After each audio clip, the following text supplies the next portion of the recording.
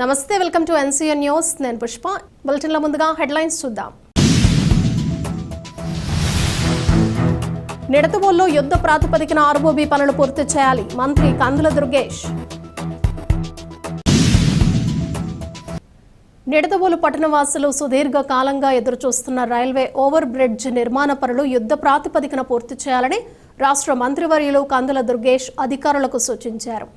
శనివారం నిడదవోలు పట్టణంలో పర్యటించిన మంత్రి దుర్గేష్ స్థానిక ప్రజలు, అధికారులతో కలిసి ఆర్ఓబీ పనులను, అలైన్మెంట్ను క్షేత్రస్థాయిలో పరిశీలించారు. ఈ సందర్భంగా మంత్రి కందుల దుర్గేష్ మాట్లాడుతూ నిడదవోలు ప్రజలందరూ ఎంతో కాలంగా ఎదురుచూస్తున్న ఆర్ఓబీ నిర్మాణ పనులు శరవేగంగా జరిగేందుకు చర్యలు తీసుకుంటామని తెలిపారు. గుంతల్లో నీరు నిల్వ ఉండటం, మట్టి తవ్వకం వల్ల డ్రైన్లు మూసుకుపోయి నీళ్లు రోడ్లపైకి వస్తున్న పరిస్థితి కనిపిస్తోందన్నారు.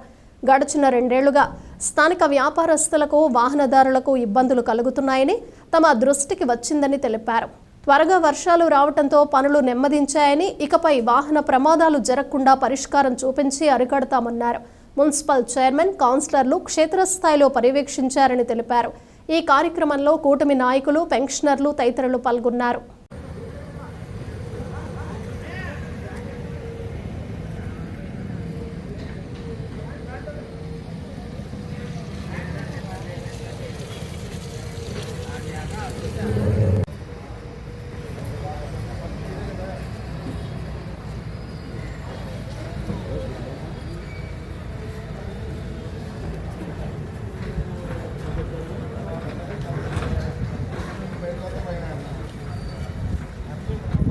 అలాగే ఆర్ఓబీ కంప్లీట్ అయినప్పటికీ మీకు రోడ్ లేదు, మీకు సెపరేట్గా డ్రైన్ అన్నీ వచ్చేస్తాయి.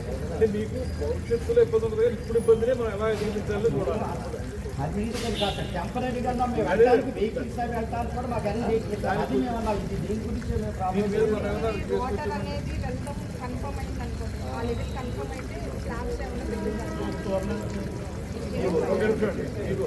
రైలు చేస్తున్నాము ఏంటి, వాటర్ అలా వెళ్ళిపోవడానికి, ఆ వాటర్ వెళ్ళిపోవటం అనేది కన్ఫర్మ్ అయిపోతే మీకు రావడానికి వెళ్తానికి చూడలేదు తప్పకుండా ఉపయోగిస్తాం. అలాంటివన్నీ ఇచ్చి చెప్పడానికి మీరు వచ్చేదాకా అలాగే. Thank you sir.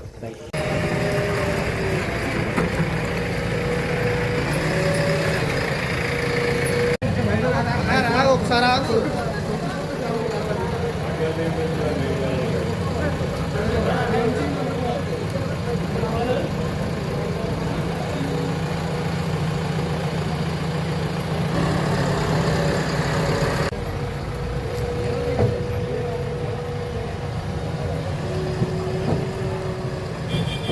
గ్రావెల్ వేస్తే మీకు ఇవన్నీ క్లీన్ చేయిస్తాం. గ్రావెల్ వేస్తే మీకు కొంచెం ముందు టెంపరీగా 2 వీలర్స్ ఉన్న వెళ్ళడానికి అవకాశం దొరుకుతుంది, నడవడానికి అవకాశం. ఇక పర్మనెంట్గా అది అయిపోయింది, ఎలాగే రోడ్డు వస్తుంది, వేరే విషయం కూడా టైం తీసుకుంటాం. ఇప్పుడు మాత్రం టెంపరీగా మీకు ఏం చేయాలి అన్నీ చేయిస్తాం.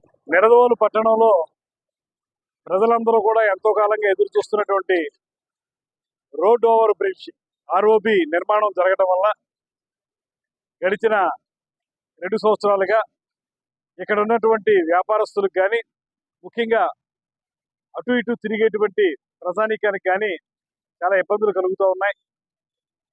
అయితే ఇది తప్పనిసరిగా కొన్ని ఇబ్బందులు మనం ఎదుర్కోవాల్సి వచ్చినప్పటికీ కూడా కొంత వాటర్ బయటికి వెళ్ళకపోవటం, డ్రైన్లో సిల్ట్ పేరుకుపోవటం, ఇక్కడ కొన్ని మట్టి తవ్వటం, వాటి వల్ల ఈ మట్టి వెళ్ళి డ్రైన్లో కలిసిపోయి ఆ డ్రైన్లన్నీ కూడా మూసుకుపోయి నీళ్లు మళ్ళీ ఇళ్లలోకి వచ్చేయటం, రోడ్డు మీదకి వచ్చేయటం, బంకమన్ను ఏర్పడటం, వీటి వల్ల స్కూటర్స్ మీద వెళ్ళేవాళ్ళు, మోటార్ బైక్స్ మీద వెళ్ళి పడిపోవటం, ఇలాగా రకరకాల ప్రమాదాలు జరుగుతూ ఉన్నాయి.